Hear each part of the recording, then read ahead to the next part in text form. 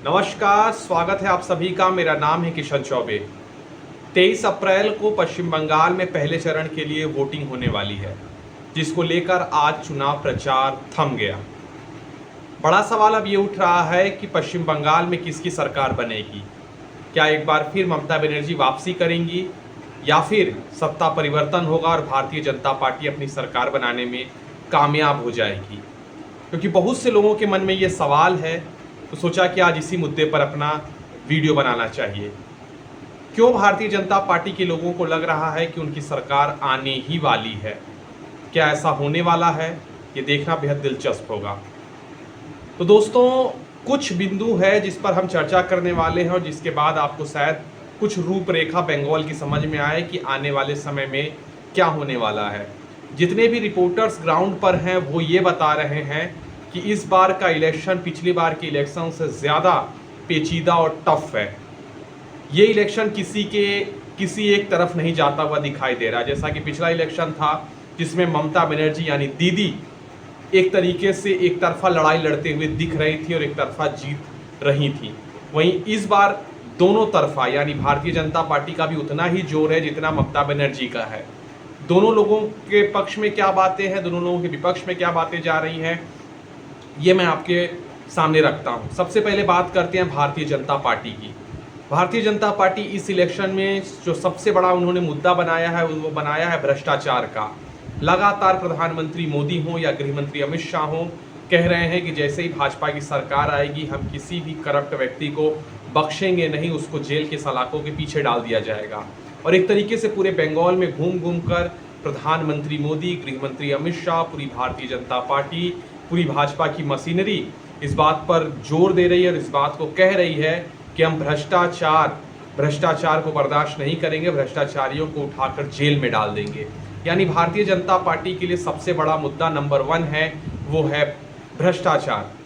पिछले इलेक्शन में भारतीय जनता पार्टी का सबसे बड़ा मुद्दा था जय श्री राम, यानी धार्मिक कार्ड ज़्यादा खेल रही थी भारतीय जनता पार्टी। लेकिन इस बार इलेक्शन में उस तरीके का जय श्री राम का नारा या बाकी धार्मिक चीज़ें कम हैं, जबकि जो मुद्दों की राजनीति है वो ज़्यादा हो रही है। और जो मुद्दों पर एक तरीके से जो प्रहार है वो भारतीय जनता पार्टी यानी प्रधानमंत्री मोदी और अमित शाह लगातार कर रहे हैं। ये भारतीय जनता पार्टी के पक्ष में जा रहा है, क्योंकि ममता बनर्जी पिछले 15 सालों से पश्चिम बंगाल के मुख्यमंत्री हैं।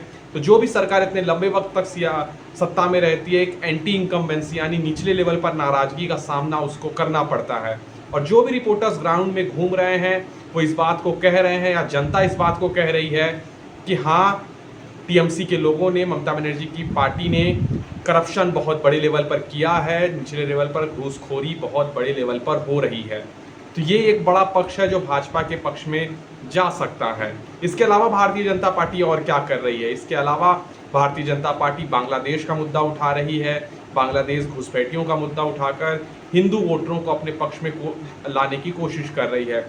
इसके साथ साथ और भी कई बातें ममता बनर्जी से जुड़ी हुई भारतीय जनता पार्टी कह रही है।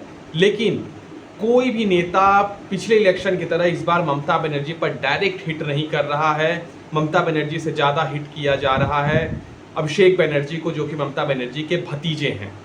क्योंकि कहा यह जा रहा है कि ममता बनर्जी की क्योंकि अब उम्र हो गई है और आने वाले दिनों में अगर ममता बनर्जी जीत भी जाती हैं तो वो अपनी कुर्सी, मुख्यमंत्री कुर्सी अभिषेक बनर्जी यानी अपने भतीजे जो कि सांसद हैं उनको सौंप देंगी, जो कि टीएमसी में नंबर 2 हैं।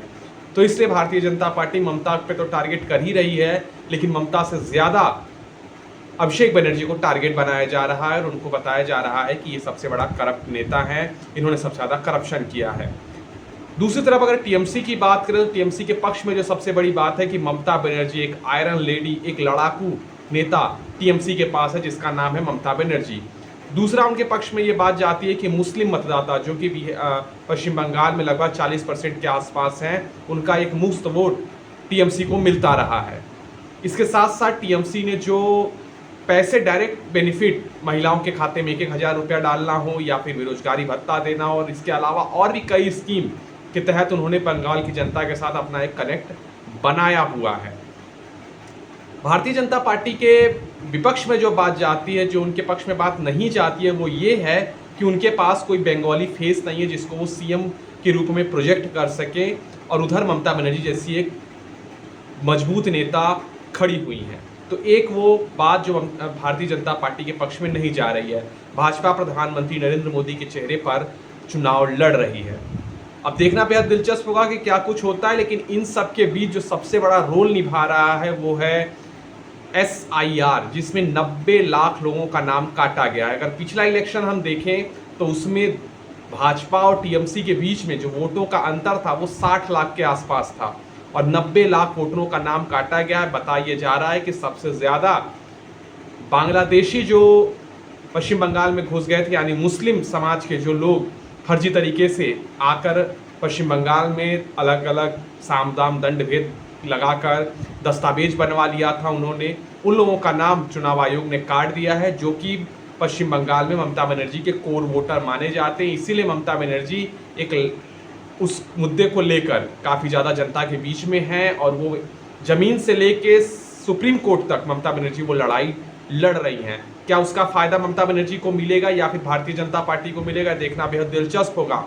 लेकिन अगर हम आंकड़ों की बात करें तो उसमें भारतीय जनता पार्टी को उसमें बहुत बड़ा फ़ायदा है, और भाजपा के लोग इस चुनाव में बिल्कुल कॉन्फिडेंट हैं, और वो कह रहे हैं कि इस बार हम सरकार बनाने में कामयाब होंगे। पिछली बार इलेक्शन में अमित शाह ने कहा था कि हम 200 से ज़्यादा सीटें जीतेंगे, भाजपा 77 सीटें जीती थी और TMC 215 सीटें जीती थी। इस बार क्या होगा? क्या ममता बनर्जी बहुमत के आंकड़े से पीछे रह जाएंगी, या बहुमत के आंकड़े के आसपास रहने वाली हैं, या फिर भारतीय जनता पार्टी सरकार बना लेगी? अभी जो मौजूदा हालात को देखते हुए लग रहा है कि लड़ाई बिल्कुल टफ हो गया है, यानी दोनों को लेकर ये कहा नहीं जा सकता कि किसकी सरकार बनेगी, क्योंकि ममता बनर्जी के ऊपर एक एंटी इनकम्बेंसी है, यानी 15 सालों से जो वो सत्ता में है उसको लेकर उनके सरकार के खिलाफ नाराजगी है। यही कारण है कि एक बड़ी संख्या में उन्होंने अपने सिटिंग विधायकों के टिकट काटे हैं, और जिसके हिसाब से वो नाराजगी को कम करने की कोशिश कर रही हैं। क्या नाराजगी सिर्फ विधायकों के खिलाफ है तो ये मामला हिट हो जाएगा? अगर नाराजगी कार्यकर्ताओं के खिलाफ होगा तो ममता बनर्जी को हार का सामना करना पड़ सकता है। हालांकि मैं अभी किसी नतीजे पे नहीं पहुंचा हूं, लेकिन जो मीडिया के हवाले से या जो ग्राउंड पे जो लोग हैं उनको मैं ध्यान से देखता हूं, उनको देख के ऑब्जर्व करता हूं, तो मुझे ये बात समझ में आती है कि लड़ाई बिल्कुल टफ हो गई है। भारतीय जनता पार्टी इस इलेक्शन में मुद्दों की राजनीति कर रही है, जैसा कि उन्होंने दिल्ली में किया, जैसा कि उन्होंने बिहार में किया, जैसा कि उन्होंने हरियाणा और महाराष्ट्र में किया, और जिसका एक बहुत अच्छा बेनिफिट उनको मिला। अब देखना होगा कि क्या बंगाल में मिलता है या नहीं मिलता, ये तो 4 मई को पता चलेगा। फिलहाल पश्चिम बंगाल में पहले चरण का इलेक्शन होने वाला है। इलेक्शन के बाद और तस्वीर साफ हो जाएगा। पहले चरण का चुनाव के बाद दूसरे चरण की वोटिंग 29 अप्रैल को होने वाली है। तो आपको हमारा ये वीडियो कैसा लगा हमें कमेंट कर जरूर बताएं। हमारे साथ ऐसे ही जुड़े रहें।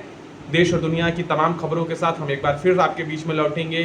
फिलहाल मुझे दीजिए इजाज़त। अपना और अपनों का ख्याल रखिए। शुक्रिया।